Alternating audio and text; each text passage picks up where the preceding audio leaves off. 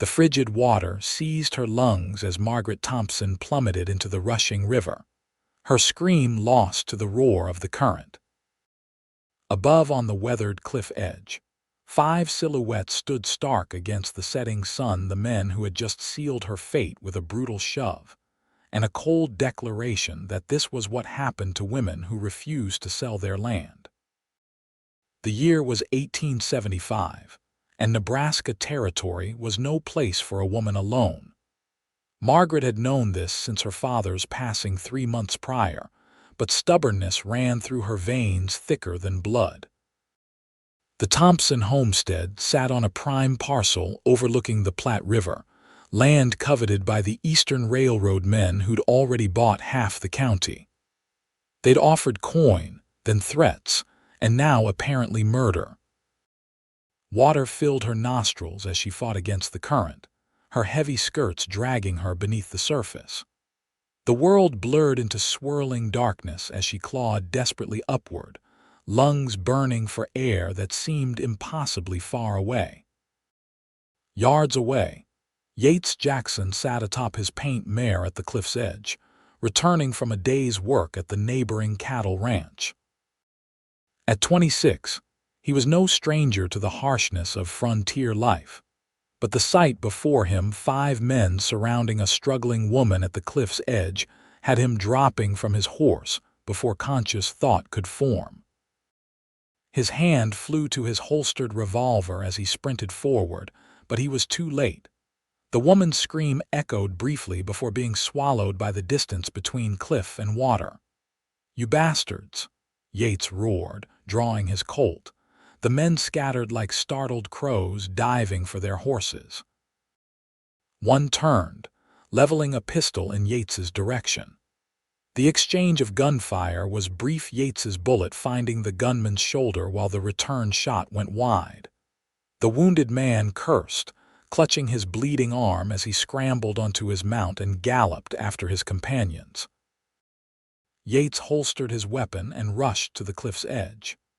Below, he caught a glimpse of copper hair disappearing beneath the churning water. Without hesitation, he stripped off his gun belt, hat, and boots, then launched himself from the cliff in a clean dive that sliced through the water's surface 30 feet below. The cold hit him like a physical blow. The current was stronger than he'd anticipated, the late spring runoff from mountain snowmelt turning the usually placid Platte into a raging torrent. He surfaced, eyes scanning desperately for any sign of the woman. A flash of fabric downstream caught his attention, and he struck out with powerful strokes. She was barely conscious when his arms closed around her waist. Her head lolled against his shoulder as he turned them both toward the nearest bank, fighting the current every inch of the way. His muscles screamed in protest, but Yates gritted his teeth and pushed forward, one arm locked around the woman's chest while the other cut through the water. "Stay with me," he muttered between labored breaths. "Don't you quit on me now." When his boots finally scraped the muddy riverbed, Yates staggered toward the shore, the woman cradled in his arms. She was still breathing, thank God, though her lips had taken on an alarming bluish tint. Lowering her gently to the grassy bank, he turned her onto her side. Water streamed from her mouth as she coughed violently, her body convulsing with the effort to expel the river from her lungs. "That's it," Yates encouraged, supporting her shoulders. "Get it all out." Trembling fingers clutched at his soaked shirt as awareness returned to her eyes the color of summer sage. He noted with unexpected clarity. Her copper hair clung to her pale face in wet ropes as she stared up at him with a mixture of fear and confusion. "Who?" She managed between coughs. "Who are you?" "Name's Yates Jackson, madam. Ranch hand over at the Bellamy spread." He helped her to sit upright. "Mind telling me why those men were keen on seeing you drown today, Thompson?" she rasped. "I'm Temperance Thompson, though most call me Tempie." Another fit of coughing overtook her, and when it subsided, she continued. Those men work for Edward Blackwell of the Western Union Railroad. They want my land." Yates frowned. "And they figured murder was the way to acquire it. They've been growing impatient." Tempie attempted to stand but swayed dangerously. Yates's arm shot out to steady her. "My father died this winter. The deed is in my name now, but Blackwell doesn't believe a woman has the right to refuse his offers." The sun was sinking rapidly now, painting the landscape in deepening shades of orange and purple. They were a good 5 miles from Nebraska City, and the temperature would drop quickly with nightfall. "We need to get you somewhere warm," Yates said, scanning the area. "My horse is up top, assuming she hasn't bolted. Think you can walk a bit while I find a way back up this cliff?" Tempie nodded determinedly, though her body still trembled with cold and shock. "I've weathered worse than a dunking, Mr. Jackson." Something in her stubborn pride struck him, and Yates found himself fighting an unexpected smile. "Never doubted it for a moment, Miss Thompson. It took them nearly an hour to find a traversable path up the steep riverbank." Yates's paint mare, Penny, had indeed remained where he'd left her, though she greeted their waterlogged appearance with visible skepticism, snorting and tossing her head. "Good girl," Yates murmured, retrieving his boots and hat. His gun belt was where he'd dropped it, the Colt still secure in its holster. He helped Tempie onto the saddle before swinging up behind her. Her wet body trembled against his chest, and he wrapped one arm securely around her waist. "Thompson homestead," she directed through chattering teeth. "Northeast, about 4 miles. As they rode through the gathering dusk, Tempie gradually leaned more heavily against him, her exhaustion evident in every line of her body. The adrenaline that had kept her going was ebbing, leaving behind the full reality of her near-death experience. "Those men," she whispered, "they'll come back." Yates's jaw tightened. "Not tonight they won't, and tomorrow we'll figure something out." She twisted slightly to look up at him, her expression guarded. "Mr. Jackson, I appreciate your heroics today, but I've been managing just fine on my own." "With all due respect, Miss Thompson, being thrown off a cliff doesn't strike me as managing just fine." Her silence told him his words had struck home, though whether in anger or resignation, he couldn't tell. They rode the remaining distance without further conversation, the only sounds the rhythmic hoofbeats of Penny's steady gait and the distant calls of night birds settling in for evening. The Thompson homestead came into view just as the last light drained from the sky, a modest but well-maintained cabin with a small barn and corral to one side. A single lantern glowed in the window, and as they approached, the door flew open to reveal a young woman of perhaps 16, her face tight with worry. "Tempie," she cried, rushing forward as Yates helped Tempie down from the horse. "Where have you been?" "I've been sick with," she broke off, taking in her sister's soaked clothing and bedraggled appearance. "What happened?" "Blackwell's men," Tempie said simply, as though this explained everything. And judging by the girl's expression of horror, it did. "They pushed her off the cliff above Cottonwood Bend," Yates supplied, supporting Tempie with one arm. "Miss Abigail," the girl supplied. "Abigail Thompson, who are you?" "Yates Jackson. I happened to be passing by and saw what happened." He deliberately omitted mentioning the gunfire. The younger Thompson looked frightened enough already. Abigail ushered them inside, her practical nature asserting itself. "You both need dry clothes. Tempie, I'll heat water for a bath." She cast an appraising glance at Yates. "Mr. Jackson, I believe some of our father's things might fit you if you don't mind." While Tempie was whisked away to change and warm herself, Yates found himself provided with a set of simple but clean clothing and directed to a small back room to change. The cabin was modest but neat. signs of care and pride evident in every corner, handmade quilts draped over well-built furniture, shelves lined with carefully preserved books, dried herbs hanging from kitchen rafters. It spoke of a life hard-won but cherished. When he emerged, Abigail was stoking the fire and setting a kettle to boil. "Mr. Jackson," she began without preamble, "those men who attacked my sister, they'll return, won't they?" Yates saw no point in softening the truth. "Yes, Miss Thompson, I expect they will." "Men like that don't take kindly to failure," she nodded grimly. "That's what I feared." She gestured toward a chair at the kitchen table. "Please sit. You must be hungry." Before he could respond, Tempie reappeared, dressed in a simple blue cotton dress, her damp hair braided and draped over one shoulder. Color had returned to her cheeks, though the wariness in her eyes remained. "Mr. Jackson," she said with formal politeness, "I owe you my life, and I thank you for it. If you'd like to stay for supper, we'd be honored to have you."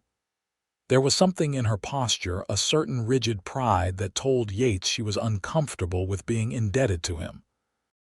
He understood that feeling well enough. Out here, independence wasn't just valued, it was necessary for survival. "I'd be grateful for the meal," he replied simply. "And perhaps we might discuss what comes next." Tempie's expression tightened. "What comes next is I continue running this farm and refusing to sell to Edward Blackwell, same as I've been doing since Pa died. With respect, Miss Thompson, those men weren't making an offer today. They were eliminating an obstacle." "Tempie," Abigail said softly, placing a hand on her sister's arm. "Please listen to him."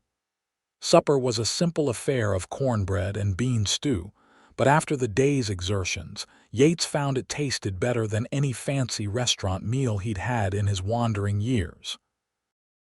As they ate, he learned more about the Thompson sisters, how their parents had settled this land 15 years ago when the girls were just children, how their mother had succumbed to influenza 3 winters past, and how their father's heart had given out while chopping wood in December. "The homestead is ours free and clear," Tempie explained, her chin lifting with pride.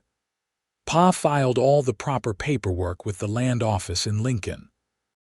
But the railroad wants to run their tracks through our property, says it's the only viable route between Nebraska City and the junction at Plattsmouth."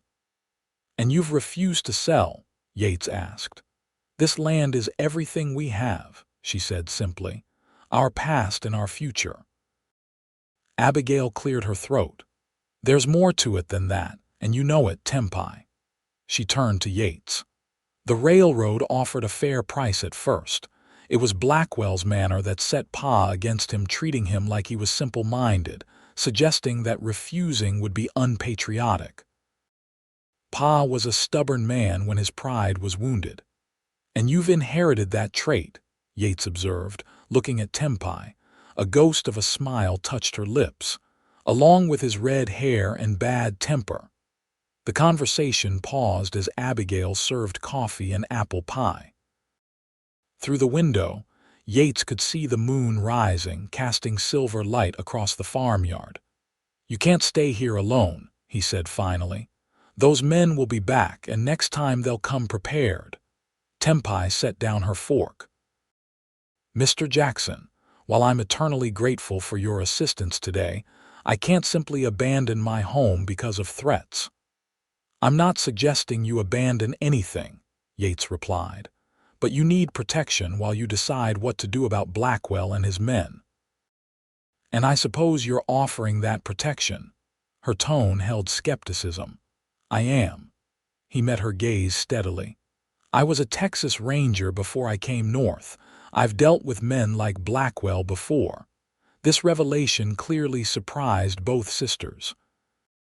Abigail looked intrigued while Tempie's expression remained guarded. "And what would you want in return?" Tempie asked bluntly. "Room and board while I'm here," Yates replied without hesitation. I was planning to move on from the Bellamy Ranch anyway. Mr. Bellamy's son is taking over, and he's looking to bring in his own men. So you were conveniently between jobs when you happened upon me today." The skepticism in Tempie's voice remained. Yates shrugged. "I believe some might call it providence, Miss Thompson. I call it being in the right place at the right time." A long silence followed as Tempie studied him, weighing options that seemed equally unpalatable: accepting help from a stranger or facing Blackwell's men alone. Finally, Abigail broke the impasse. "Tempie, please, we need help."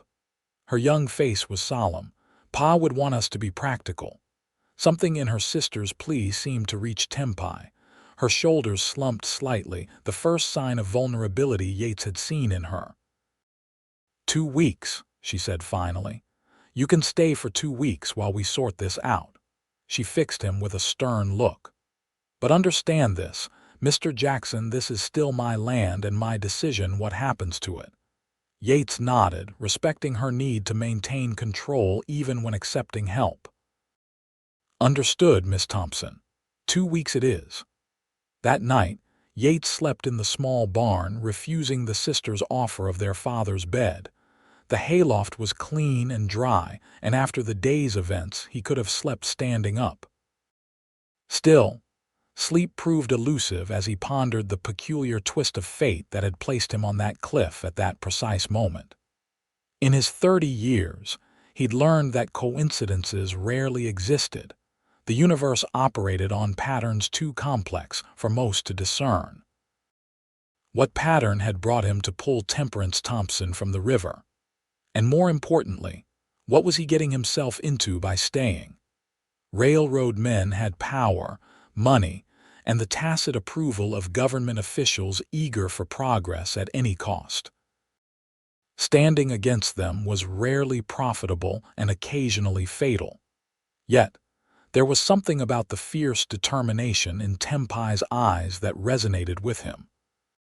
He recognized in her the same stubborn independence that had driven him from his family's ranch in Texas, seeking his own path rather than following the one laid out for him. That same independence had eventually led him to the Rangers, then northward after the war, always moving, never settling.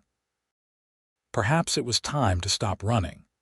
The thought came unbidden, surprising him with its clarity. He'd been drifting for so long that the idea of putting down roots felt almost foreign. Dawn broke clear and cool, finding Yates already awake and tending to the horses. The Thompson sisters kept 2, a sturdy draft horse named Samson and an aging mare called Lily.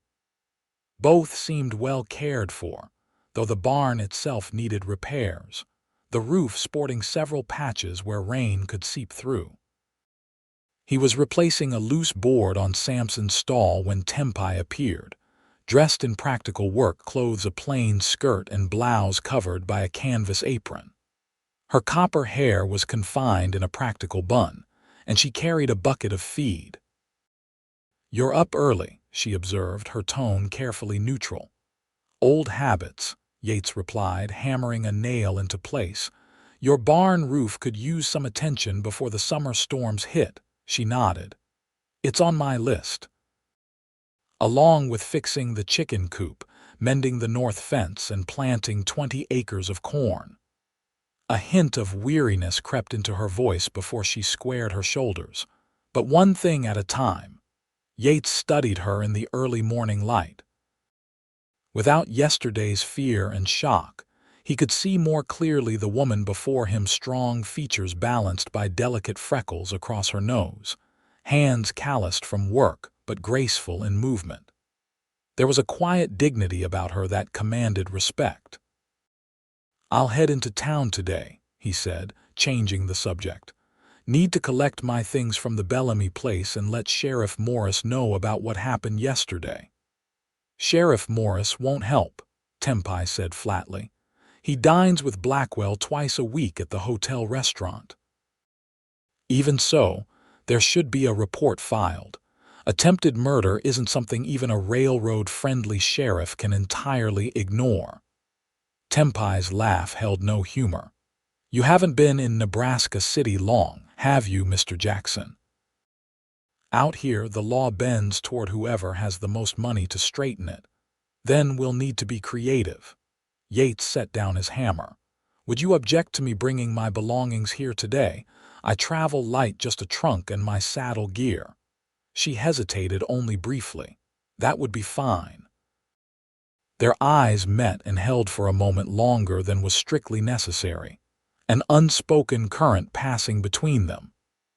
Yates felt an unexpected warmth spread through his chest, and judging by the slight flush that colored Tempie's cheeks, she wasn't entirely unaffected either. The moment broke when Abigail called from the house, announcing that breakfast was ready. As they walked together toward the cabin, Yates found himself noticing small details about the homestead that he'd missed in the darkness yesterday, the carefully tended vegetable garden just beginning to sprout, the young apple trees staked along the south side, the small creek that wound through the property before joining the distant river. "Your father chose well," he commented. "This is good land." Tempie's expression softened. He had an eye for potential, said he could see what this place would become, not just what it was. She gestured toward the apple trees. "Those were saplings he planted the year before he died. Said I'd make apple pies from them for my children someday." The wistfulness in her voice caught Yates by surprise. Beneath her practical exterior beat the heart of a dreamer, perhaps not so different from himself after all. Breakfast consisted of fresh eggs, cornmeal mush sweetened with molasses, and strong black coffee. Abigail, it turned out, was a talented cook despite her youth. As they ate, they discussed the day's tasks, with Abigail taking charge of household duties while Tempie would work in the fields. The easy rhythm of their conversation spoke of years spent working in tandem, each sister complementing the other's strengths. "If you're heading to town," Abigail said to Yates, "would you mind posting a letter for me? It's to our aunt in St. Louis." "Are you telling her what happened?" Tempie asked sharply. Abigail shook her head. "No, just our usual correspondence. She worries if she doesn't hear from us regularly." Tempie visibly relaxed. "No sense troubling her. She'd only insist we sell up and move east." "Which might not be the worst idea," Abigail murmured, though she quailed under her sister's fierce look.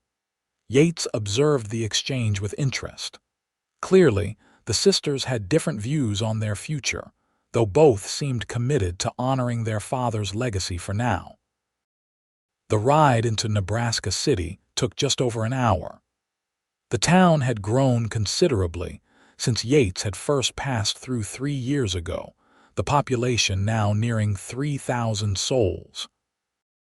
False-fronted buildings lined the main street, and the clang of the blacksmith's hammer mingled with the calls of merchants hawking their wares. The railroad's influence was evident in the bustling freight depot and the well-dressed Eastern businessmen who strode purposefully between the bank and the land office. Yates's first stop was the sheriff's office, a small building adjacent to the 2-cell jailhouse. Sheriff Morris was a corpulent man with small, shrewd eyes and a carefully cultivated mustache that failed to hide his weak chin. He listened to Yates's account of yesterday's events with obvious skepticism. "Mighty convenient that you happened along just as these supposed assailants were attacking Miss Thompson," he drawled, leaning back in his creaking chair. "And you say you shot one of them?" "In the shoulder," Yates confirmed. "Man with a red beard riding a bay horse." "That would be Jimmy Carlson," Morris said, unsurprised. "Works for the railroad as security. Claims he was shot by a horse thief yesterday while patrolling Blackwell's property." "He's lying," Morris shrugged. "His word against yours, stranger. And Jimmy's been a resident of this county for 5 years. Yates leaned forward, resting his palms on the sheriff's desk. "Are you telling me you won't investigate an attempted murder?" "I'm telling you I'll look into conflicting reports of a disturbance," Morris replied smoothly. "Now, unless you have witnesses beyond yourself and the Thompson girl who's known to have a grudge against the railroad, I suggest you let me handle this according to proper procedure." It was exactly as Tempie had predicted. Yates left the sheriff's office with his anger carefully controlled, his suspicions confirmed. If justice was to be found, it wouldn't come through official channels. His next stop was the Bellamy Ranch, where he collected his meager possessions and said his goodbyes to the ranch hands he'd worked alongside for the past 6 months. Old man Bellamy paid him his final wages without comment, though his rheumy eyes held a question that Yates chose not to answer. Before leaving town, Yates made one additional stop at the general store, purchasing supplies that might be useful in the days ahead: ammunition for his Winchester, extra coffee and flour, a new axe handle, and a small bottle of laudanum in case of injuries. The proprietor, a garrulous man named Peterson, chatted easily as he wrapped Yates's purchases. "Heard you're taking up with the Thompson girls," Peterson remarked casually, though his eyes were sharp with curiosity. News traveled fast in small towns. Yates kept his expression neutral. "Just helping out with some repairs. Miss Thompson's father was a friend of a friend." Peterson nodded sagely. "Good folks, the Thompsons. Shame about all the trouble with Blackwell. Man doesn't like to be told no, especially by a woman." "Seems to me a woman has the same right to her property as any man," Yates commented, counting out coins for his purchases. "Oh, I agree," Peterson hastened to say, "but Blackwell's got powerful friends back east. Word is, the governor himself has taken an interest in getting that rail line completed by year's end." He leaned closer, lowering his voice. "Might be easier for all concerned if the Thompson girls took the money and found someplace less complicated to settle." "I'll be sure to pass along your concern," Yates replied dryly. "Good day, Mr. Peterson." As he loaded his purchases onto Penny, Yates noticed a man watching him from the shadows of the livery stable across the street: tall, well-dressed in Eastern fashion, with a neatly trimmed beard and calculating eyes. Even without an introduction, Yates knew instinctively that he was observing Edward Blackwell himself. Their eyes met briefly across the dusty street, an unspoken challenge passing between them. Then Blackwell touched the brim of his expensive hat in mocking salute before turning away, disappearing into the telegraph office. The message was clear. Blackwell knew who Yates was and what he was doing. The game was already in motion. The return journey to the Thompson homestead took Yates past the site of yesterday's confrontation. He paused at the cliff edge, studying the churning water below.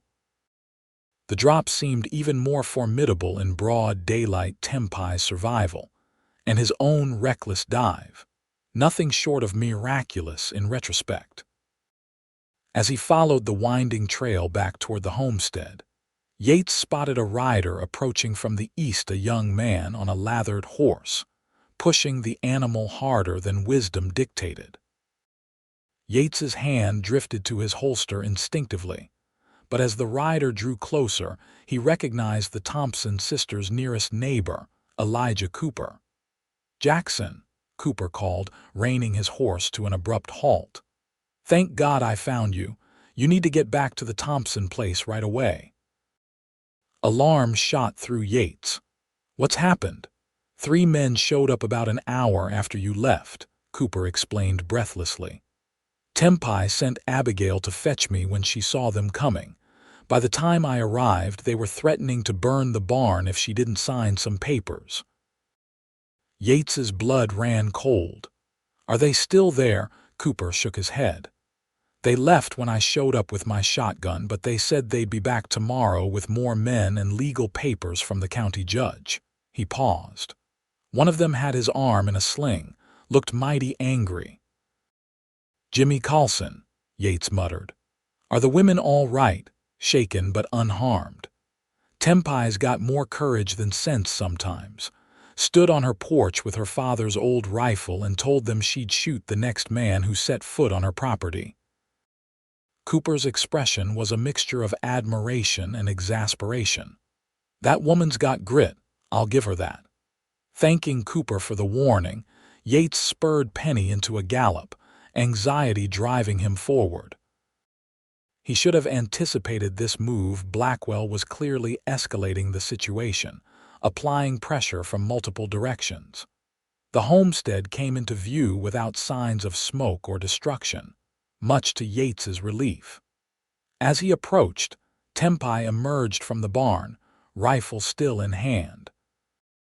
Her face was pale but composed, though her hands betrayed a slight tremor. "Mr. Cooper found you," she said as he dismounted. "Are you hurt?"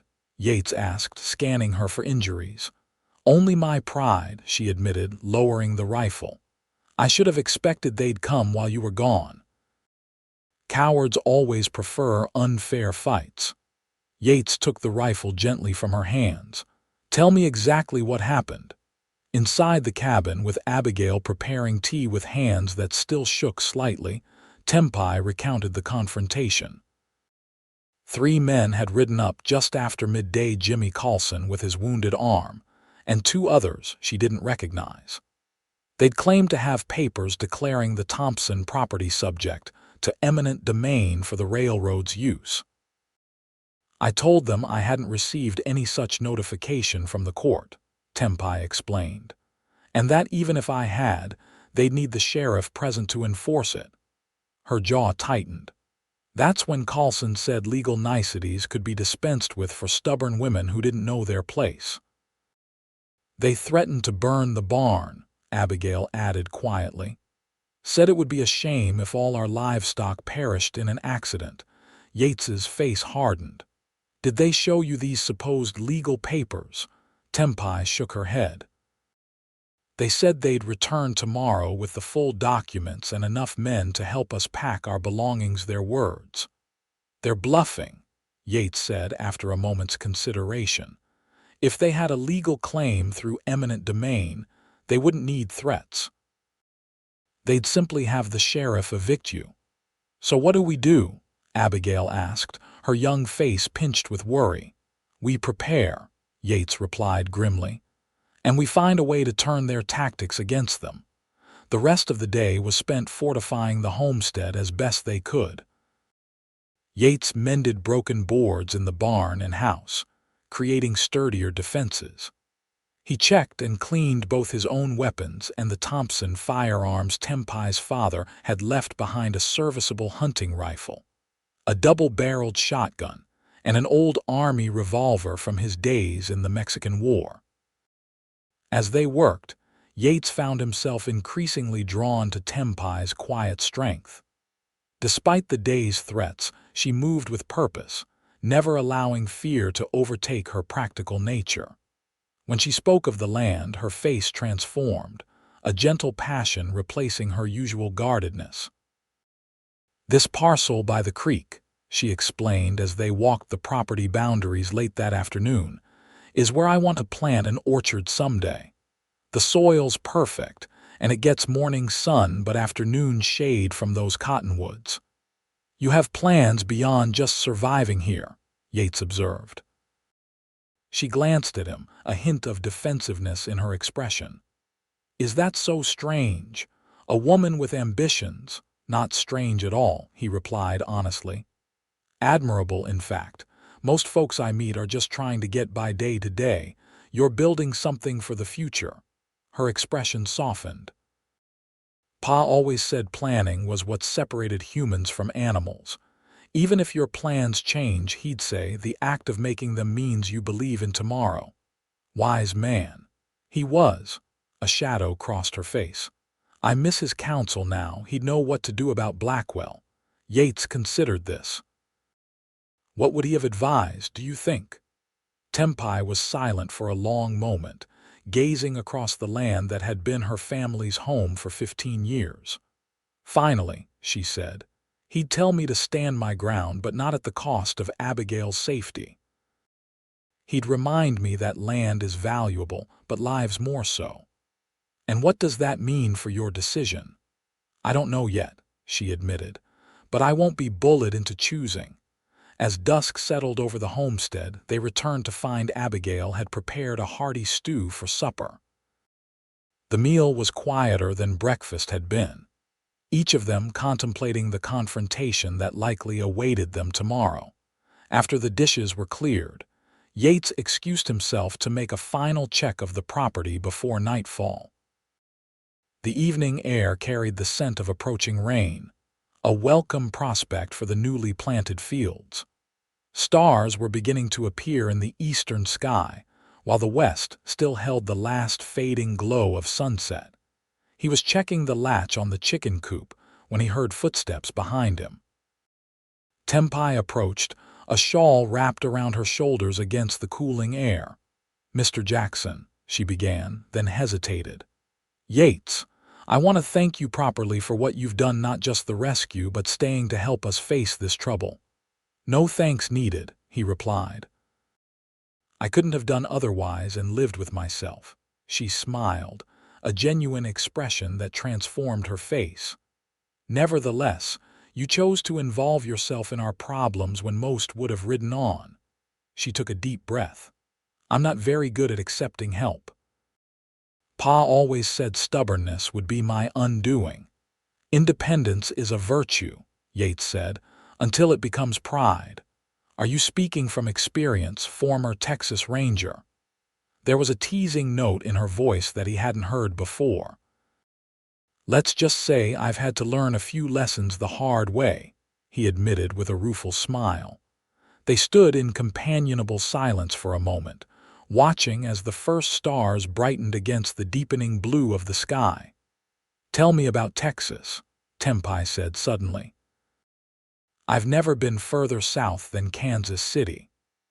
So he told her about the wide, open plains of his homeland, the heat that shimmered off the desert floor, the fierce beauty of thunderstorms rolling across endless horizons. He spoke of his childhood on his father's ranch, his years with the Rangers, and the restlessness that had driven him northward after the war. "You've never settled anywhere?" she asked when he finished. "Never found a reason compelling enough to stay," he replied honestly. Something unreadable flickered in her eyes before she glanced away. "It's getting late. We should both rest while we can." As she turned to go, Yates found himself reaching for her hand, stopping her. The touch was brief but electric, sending an unexpected current through him. "Tempie," he said softly, "whatever happens tomorrow, know that you're not facing it alone." Her fingers tightened briefly around his before she withdrew. "Good night, Yates," she whispered, and then she was gone, a shadow moving through moonlight back toward the house. Yates remained outside for some time after she left, his thoughts in uncharacteristic turmoil. The woman was getting under his skin in a way no one had in years, awakening feelings he'd thought long buried beneath the calluses of a wanderer's life. Morning arrived with the promised rain, a gentle, steady shower that pattered against the barn roof where Yates had spent another restless night. He rose before dawn, checking and rechecking his weapons before heading to the house, where lamplight already glowed from the kitchen window. Inside, he found both sisters dressed and ready, their faces set with determination. Abigail had prepared a substantial breakfast, insisting they all eat to keep up their strength. The domestic normalcy of the meal stood in stark contrast to the tension humming beneath the surface. "I've been thinking," Tempie said as she poured coffee, "about Blackwell's tactics." "And?" Yates prompted. "He's used to intimidation working because most homesteaders are isolated, easy to frighten when they have no recourse to help." She set down the coffee pot with deliberate care. "But what if we weren't isolated today? What if we had witnesses to whatever they're planning?" Yates considered this. "You're suggesting we bring in neighbors," she nodded. Mr. Cooper already knows what happened yesterday. There's also the Sullivan family to the west and the Hansons to the south. All good people who have resisted Blackwell's pressure to sell their own lands. A show of community solidarity, Yates mused. It could work. Blackwell's men might bully one family, but they'd think twice about threatening several armed homesteaders. Exactly. For the first time since he'd met her, Tempie looked genuinely hopeful. Abigail, could you ride to the Sullivans? They're closest, and Mrs. Sullivan has always been kind to us. Yates, if you could reach the Hansons, I'll go, he agreed, but you shouldn't be alone when I do. I won't be for long, she assured him, and I can handle myself for an hour. Though reluctant, Yates had to admit the plan had merit. A public confrontation would be harder for Blackwell to control, and if enough witnesses saw whatever legal pretense they were using, any irregularities would be harder to conceal. The rain had slowed to a drizzle by the time they set out. Abigail rode Lily toward the Sullivan homestead, while Yates took Penny south to the Hanson place. Tempie stood on the porch watching them leave, rifle close at hand, her copper hair gleaming dully in the gray morning light. The Hanson family, a sturdy Norwegian couple, and their 3 sons received Yates's news with grim understanding. Like many in the area, they'd faced their own pressures from the railroad, though being further from the proposed route had spared them the worst of Blackwell's attention. "We will come," Lars Hanson declared, his accent still thick despite a decade in America. Such men must learn they cannot take what is not freely given. With the Hansons' commitment secured, Yates rode back toward the Thompson homestead, pushing Penny harder than was wise on the rain-slicked trails. An unexplainable urgency drove him a premonition of danger that tightened his chest and set his nerves on edge. His instincts proved correct. As he crested the final hill overlooking the Thompson property, he saw 5 riders approaching from the direction of Town Coulson among them, his injured arm still in a sling. But what froze Yates's blood was the sight of a 6th horse bearing 2 riders, Tempie seated in front of a man whose arm was locked around her waist, a gun visible at her temple. Cursing under his breath, Yates urged Penny off the main trail, circling through a stand of cottonwoods to approach from a different angle. He needed to assess the situation before charging in a lesson hard learned from his ranger days. Drawing closer, he could see that Tempie was unharmed but clearly furious, her back rigid with anger as she was forced to ride with her captor. The men had stopped in the yard before the house, and through his field glasses, Yates could make out Edward Blackwell himself, distinguished by his fine Eastern clothing. Dismounting with leisurely confidence, Blackwell approached the porch, withdrawing papers from inside his coat. Even from this distance, Yates could see the man was smiling, enjoying his apparent victory. Moving silently through the trees, Yates managed to position himself within earshot just as Blackwell began speaking. "Miss Thompson," Blackwell called, his cultured voice carrying easily. "I believe we can dispense with the unpleasantness now. I have here a deed transfer requiring only your signature. The terms are more than generous, $5,000 for the property, plus transportation costs to anywhere in the country you might wish to resettle. And if I refuse to sign—" Tempie's voice was steady despite her precarious position. Blackwell sighed theatrically. "Then I'm afraid we must proceed with the eminent domain claim. Judge Patterson has already approved the preliminary papers." He gestured toward one of his men, who produced an official-looking document. "You'll be compensated at the county's assessed value, significantly less than my generous offer, I might add." "You have no legal right," Tempie began, but the man holding her tightened his grip, causing her to wince. "Legal rights are such malleable things, my dear," Blackwell replied smoothly. Particularly on the frontier where civilization is still establishing itself. He ascended the porch steps, laying the deed transfer on the small table beside the rocking chair. I'll need your signature on both copies. Yates had heard enough. Moving silently back to where he'd left Penny, he mounted quickly and rode hard for the Hanson homestead. Lars and his sons were already preparing to leave when he arrived, breathless and urgent. They've taken her hostage, he explained rapidly. Blackwell himself is there with 5 men, trying to force her to sign over the land. Lars's weathered face darkened with anger. My sons and I will come immediately. My wife will ride to alert the Sullivans and Cooper. We need to surround them without being seen, Yates instructed. If they realize they're being approached, they might harm Tempie. With a plan hastily formed, Yates and the Hansons separated, approaching the Thompson homestead from different directions.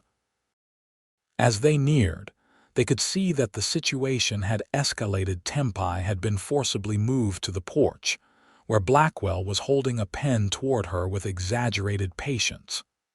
Your sister will return to find the matter concluded, one way or another, Blackwell was saying. Surely you don't wish her to encounter unpleasantness upon her arrival. Tempie's voice carried clearly across the yard. You disgust me, Mr. Blackwell, using threats against a young girl to steal land you could not purchase honestly. Business, Miss Thompson, often requires firm persuasion. The railroad will be built. Progress cannot be stopped by sentimentality over a patch of dirt. Blackwell's tone hardened. Now, sign the papers, or I'll be forced to demonstrate just how persuasive my men can be.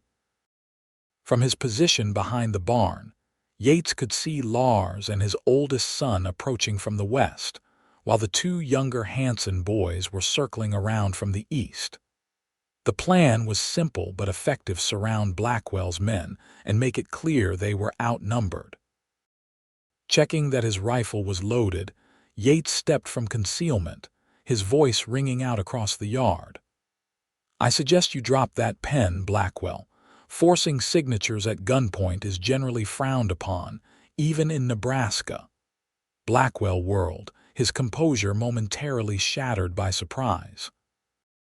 His men reached for their weapons, only to freeze as Lars Hanson and his sons emerged from different directions, rifles raised. What is the meaning of this? Blackwell demanded, recovering quickly. This is a private business transaction. Looks more like armed robbery to me, Yates replied, advancing steadily. And kidnapping.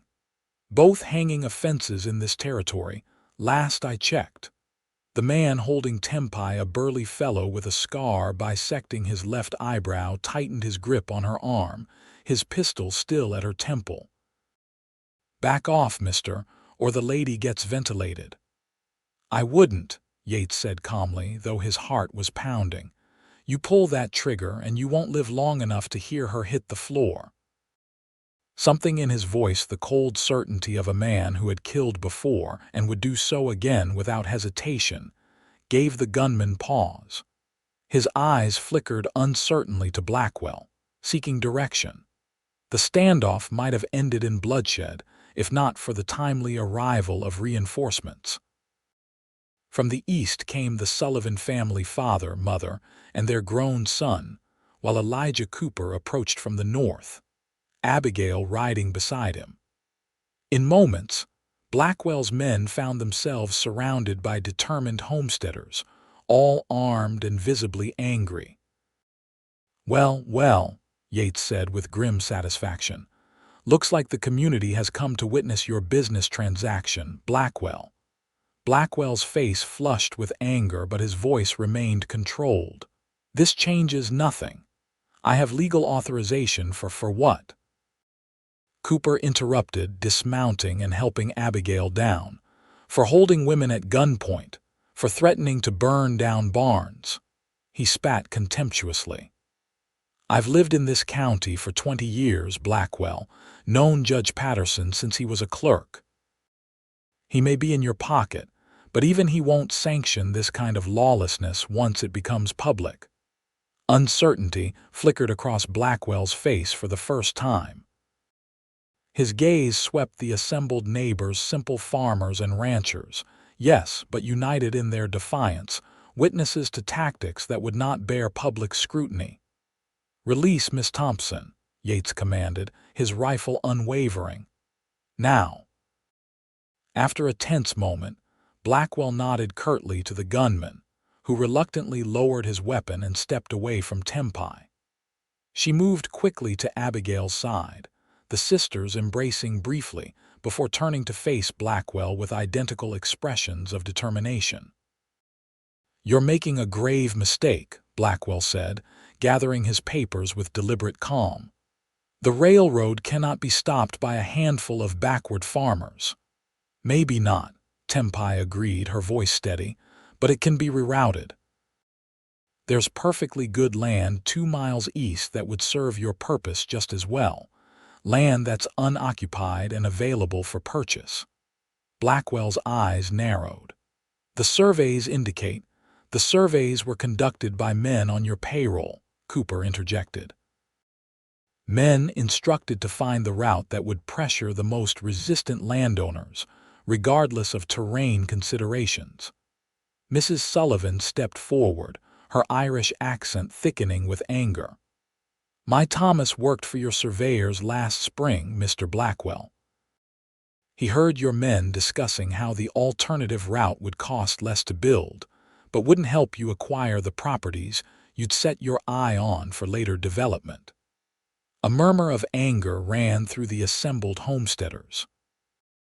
This was news to many of them, confirmation of suspicions that Blackwell's interest went beyond the railroad itself to speculation on surrounding lands. Blackwell's mask of civility slipped further. "This is preposterous. I represent Eastern investors with significant—" "We don't care who you represent," Lars Hansen interrupted, his rifle steady. "This is our land, our homes. You will not take them by force or trickery."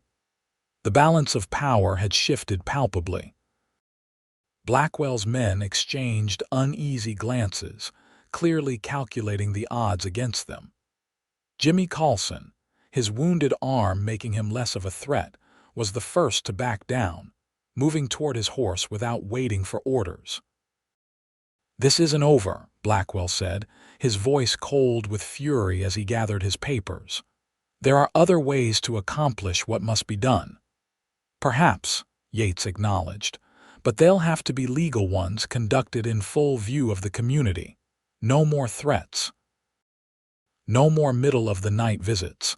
No more accidents." Blackwell's gaze locked with his. "You've made an enemy today, Jackson. I don't forget such things." "Neither do I," Yates replied evenly. "Remember that when you're considering your next move." With as much dignity as the situation allowed, Blackwell and his men mounted their horses and rode slowly away, the assembled homesteaders watching until they disappeared over the rise toward Nebraska City. Only when they were well out of sight did Tempie's composure finally crack. She sank onto the porch steps, her hands trembling slightly as the tension of the confrontation ebbed. "Are you hurt?" Yates asked, kneeling beside her. She shook her head, just angry and relieved. Her eyes met his, gratitude shining through exhaustion. "They arrived just after you left. I didn't even have time to get back to the house for the rifle." While the neighbors gathered in the yard, discussing what had transpired and what might come next, Yates and Tempie had a moment of relative privacy on the porch. "This won't be the end," he cautioned gently. "Blackwell isn't the type to admit defeat." "I know," she sighed, "but today was a victory at least, and knowing we have neighbors willing to stand with us." She glanced toward the gathered families with newfound appreciation. "I've been so focused on managing alone that I forgot what community means." Inside the house, Abigail had started coffee brewing and was setting out the pie she'd baked the previous day, transforming the tense confrontation into an impromptu gathering of friends. The atmosphere was celebratory, but watchful, everyone aware that they had won a skirmish, not the war. As the day progressed, plans were made and alliances formed. Cooper, who had connections in Lincoln, would write to the territorial governor about Blackwell's tactics. Lars Hansen's oldest son would ride to Omaha, where a cousin worked for a newspaper that might be interested in the story of railroad strong-arm tactics against honest homesteaders. The Sullivans would spread word to other neighboring farms, ensuring that Blackwell couldn't isolate any one family for pressure. Through it all, Yates found his gaze returning to Tempie, her quiet strength as she discussed options with their neighbors, her gentle kindness as she ensured everyone was fed and comfortable, her fierce intelligence as she debated the best legal approaches to their situation. With each passing hour, his admiration deepened, evolving into something warmer that he wasn't yet ready to name. As evening approached and the neighbors began departing, promises of mutual support exchanged all around, Yates found himself helping Tempie clear away the remnants of the impromptu gathering. "You organized quite an effective resistance today," he commented as they washed dishes side by side. A smile tugged at her lips. "It was your idea, bringing in the neighbors." "Perhaps, but you're the one they rallied around. They respect you, Tempie. That's not something easily earned." She glanced at him, a hint of color rising in her cheeks. "They came because it was right, not because of any special regard for me." "Don't underestimate yourself," Yates said softly. "I certainly don't." Something shifted in the air between them, a heightened awareness that made Tempie's hands still in the dishwater and Yates's breath catch slightly in his throat. For a moment, it seemed the world had narrowed to just the two of them, standing close in the warm kitchen with evening shadows gathering outside. "Yates," she began, her voice barely above a whisper. The moment was broken by Abigail's entrance, carrying the last of the coffee cups from the porch. If she noticed the sudden tension in the room, she gave no sign of it, chatting easily about the day's events as she joined them in their chores. Later that night, after the sisters had retired, Yates sat on the porch steps, pipe in hand, contemplating the stars and the unexpected turn his life had taken. 2 weeks, Tempie had said. He could stay for 2 weeks. 5 days had passed already, eventful days that had changed the trajectory of his typically solitary existence.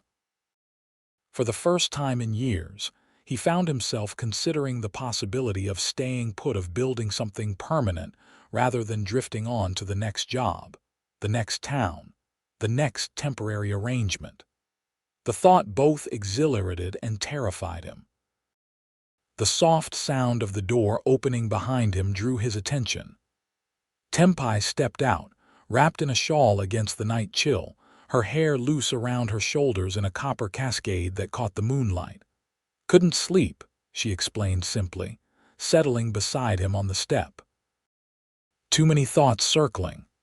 "About Blackwell, partly," she admitted, "but also about the future. What comes next?" Yates studied her profile in the silvery light. "Have you decided what you want that future to look like?" She was quiet for a long moment, her gaze fixed on the distant horizon where the land met the star-strewn sky. "I want this land to flourish," she said finally. "I want to see those apple trees bear fruit. I want Abigail to have choices. I never had to marry for love rather than necessity, to pursue education if she desires it." She turned to him, her expression open in a way he hadn't seen before. "But I'm beginning to realize I want things for myself too. Things beyond just survival and obligation." "Such as?" Yates asked, his voice low and gentle, Tempie's eyes met his. Vulnerability and courage mingled in their depths. Companionship, partnership, a chance to build something meaningful with someone who sees me as I am, stubborn flaws and all. The honesty of her words touched something deep within him, breaking through defenses built over years of solitary wandering. Without conscious thought, Yates reached out, his hand covering hers where it rested on the weathered wood of the step. "Tempie," he began, then paused, searching for words that had never come easily to him. "These past days, I've seen more clearly than ever before what I've been missing in my life: roots, purpose, connection." His fingers tightened around hers. "You make me want to stop running." Her breath caught audibly. "Are you saying you want to stay? Beyond the 2 weeks?" "I'm saying I want the chance to see where this might lead," he replied honestly. "If you're willing." The smile that bloomed across her face was answer enough, but her words confirmed it. "I think I'd like that very much." Yates Jackson. In the stillness of the Nebraska night, surrounded by the land she loved so fiercely, Temperance Thompson leaned toward him, and Yates closed the distance between them. Their first kiss was gentle, tentative, an exploration rather than a claiming. Her lips were soft beneath his, yielding yet not submissive, a perfect reflection of the woman herself. When they parted, Tempie's eyes remained closed for a moment, as though she were memorizing the sensation. When she opened them, Yates saw in their depths the same wonder he felt, the recognition of something precious and unexpected taking root between them. "This won't be easy," she whispered. "Blackwell won't give up, and even without him, farming this land is hard work with uncertain rewards."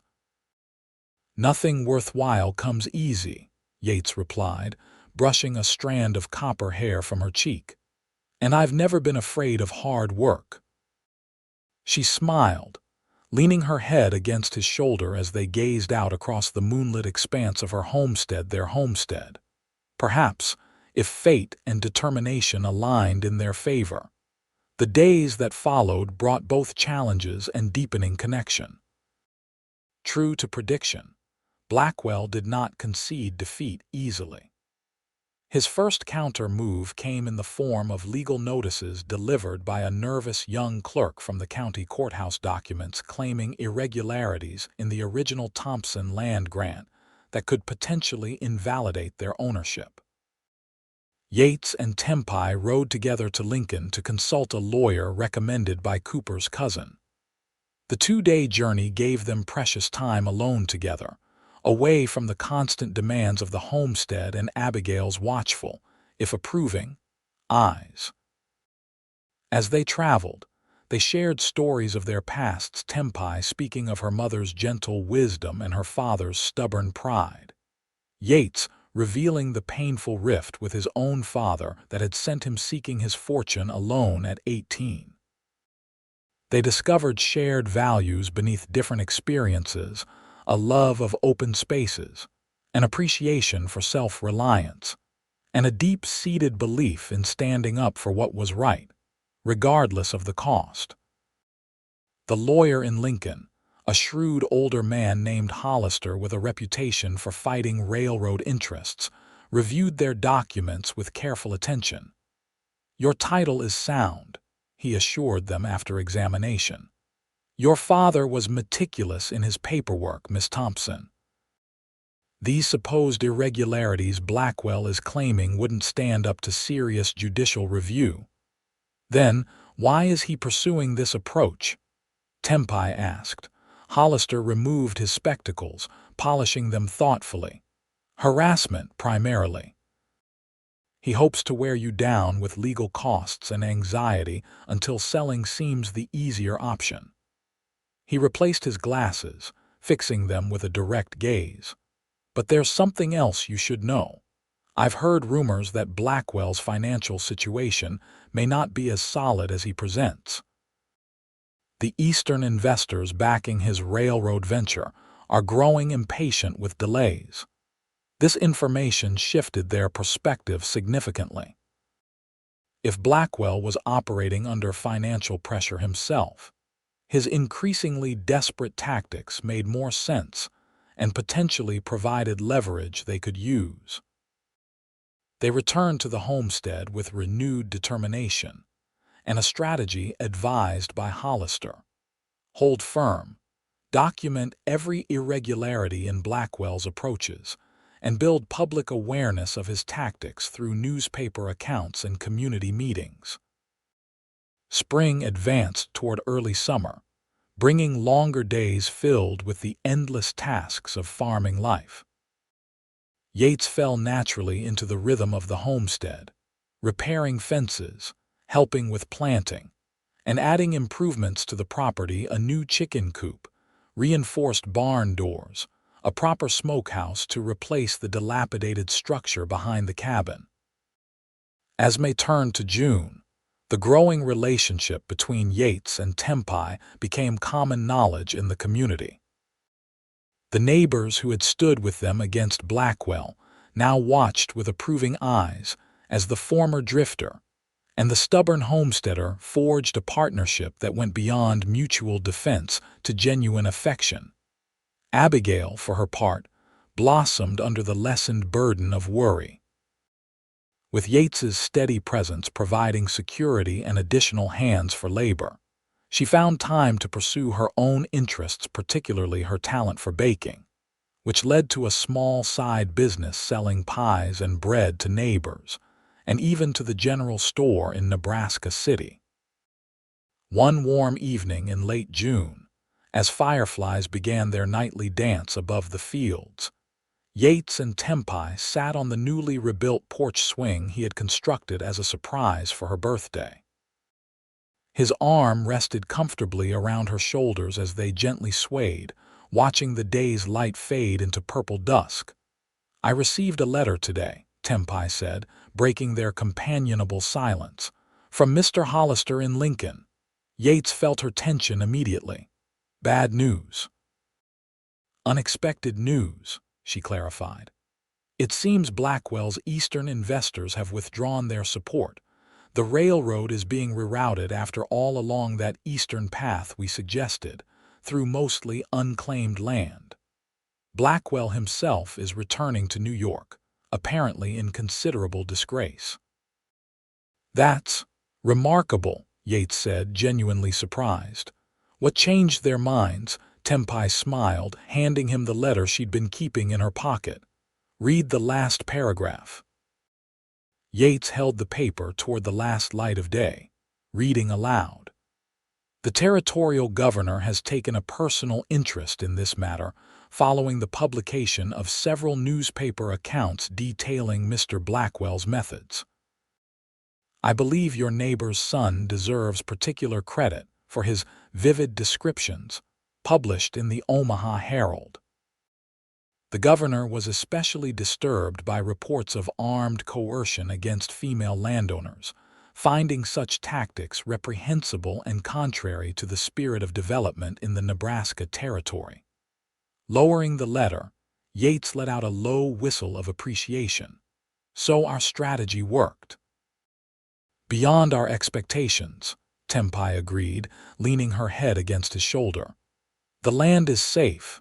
Our future is ours to determine." The word "our" hung meaningfully in the air between them. Over the past 2 months, what had begun as temporary assistance had evolved into something neither had anticipated: a deep bond forged through shared danger, mutual respect, and growing love. "Tempie," Yates said, turning slightly to face her in the gathering twilight, "I need to ask you something important." Her expression grew solemn, though her eyes held a glimmer of anticipation. "Yes, these past weeks, they've changed me, changed how I see myself, my future." He took her hands in his voice deepening with emotion. "I came to Nebraska with no intention of staying anywhere for long, but now I can't imagine being anywhere but here, with you." Tears gathered in Tempie's eyes, but her voice was steady when she spoke.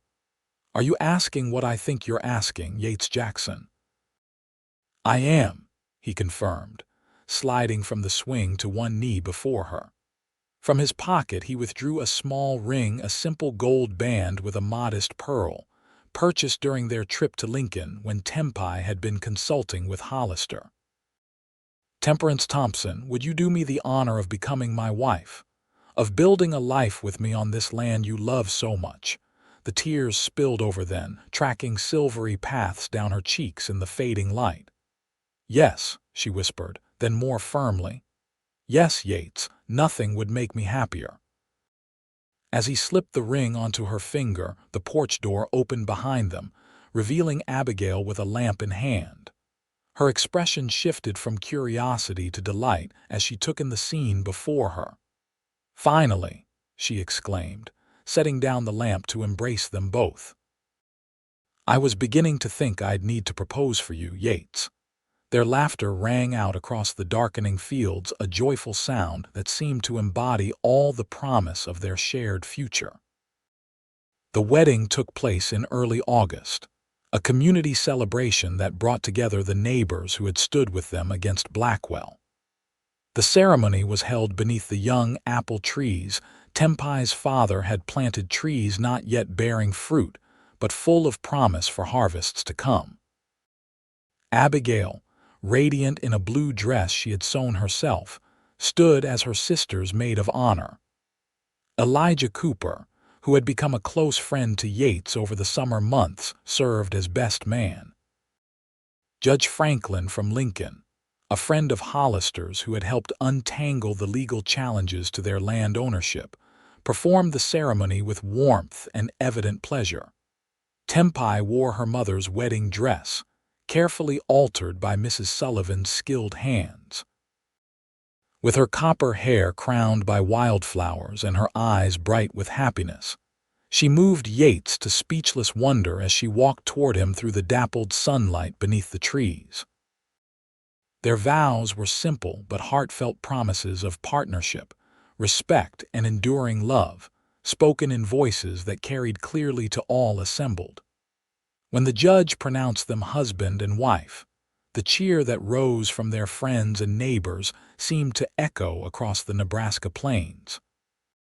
The celebration lasted well into the night, with music provided by Lars Hansen and his sons on fiddle and accordion, dancing on the packed earth of the barnyard, and enough food to feed twice their number. As lanterns glowed against the deepening blue of evening, Yates led his bride in a dance, holding her close as they moved in perfect harmony. "Happy," he murmured against her temple. "Beyond words," she replied, her eyes reflecting the golden lantern light. "If someone had told me the day you pulled me from the river that I'd be dancing at our wedding 4 months later, I'd have thought them mad." "Life has its own plans sometimes," Yates observed, thinking of the seemingly random circumstances that had placed him on that cliff at precisely the right moment. "I'm just grateful its plans included you." Later that night, after the guests had departed and Abigail had tactfully announced her intention to stay with the Sullivans for a few days, Yates carried his bride across the threshold of the cabin that was now truly their home. In the privacy of the bedroom that had once belonged to Tempie's parents, they discovered each other fully for the first time, tender explorations giving way to passion, culminating in a union that sealed their marriage in the most ancient and meaningful of ways. Afterward, as they lay tangled together in the quiet darkness, Tempie traced the outline of Yates's face with gentle fingers. "Do you ever wonder what would have happened if you hadn't been riding by the cliff that day? If you hadn't seen those men push me?" Yates caught her hand, pressing a kiss to her palm. "I try not to dwell on might-have-beens, but I do thank whatever power guided me there at that exact moment." "My father would have said it was providence," Tempie mused, "that some things are meant to be no matter how unlikely they seem." "Your father was a wise man," Yates said, drawing her closer against his chest, "and I think he would have approved of us eventually." She chuckled softly. "Eventually, yes, after thoroughly interrogating you about your intentions and probably threatening you with his shotgun. I would have stood my ground, Yates assured her. You're worth facing down any number of protective fathers. In the years that followed, the Thompson-Jackson homestead flourished under their combined care and vision. The apple orchard that Tempie's father had started expanded year by year, eventually producing fruit renowned throughout the county for its sweetness and quality. The fertile land yielded abundant crops, and their livestock multiplied steadily, allowing them to build a larger barn and expand their operations. Abigail, with Tempie and Yates's blessing and financial support, attended a teacher's college in St. Louis, returning to Nebraska with credentials that allowed her to establish the area's first proper school. Her marriage to Elijah Cooper's younger brother, 2 years later, united two of the region's most respected families, and gave Tempie immense satisfaction in seeing her sister wed for love rather than necessity. The railroad was indeed built along the alternative eastern route, bringing increased prosperity to Nebraska City without displacing established homesteaders. Edward Blackwell never returned to Nebraska, though they occasionally saw his name mentioned in eastern newspapers, usually associated with financial scandals or failed ventures. In the spring of 1878, Tempie gave birth to their first child, a son they named William, after her father. Watching Yates hold their newborn with a mixture of terror and adoration, Tempie felt her heart might burst with the fullness of her happiness. This man, who had once been a restless wanderer, now spoke of generations, of inheritance, of a legacy they would build together on the land they both loved. 2 years later came their daughter, Sarah, with her father's dark hair and her mother's determined spirit.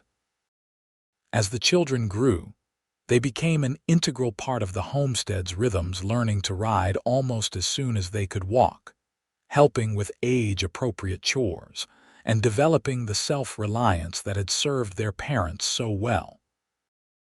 On the 5th anniversary of the day Yates had pulled Tempie from the river, they picnicked at the spot where they had first gained the riverbank, now a place of beauty rather than trauma.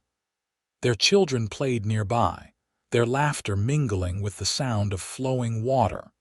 "You ever miss it?" Tempie asked as they sat side by side, watching the river's eternal journey.